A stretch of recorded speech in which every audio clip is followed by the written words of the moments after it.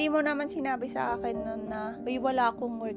Wala na tayong pera. Nakakita mo lang siguro. Wala, napansin ko lang. Like, nakikita kong nag-struggle ka. So, sabi ko sa isip ko, kaysa pagalitan kita, kaysa bungangaan kita na kagaya ng mga nakikita ko sa Pilipinas na binubungangaan nila yung asawa nila pag hindi nakakapagbigay ng pera. Hindi ko sinasabing hindi maganda yung pagbubunganga. May tamang sitwasyon ng pagbubunganga. Kung ang asawa mo ay, okay, nanginginom, nagsusugal, Diba? Or super tamad.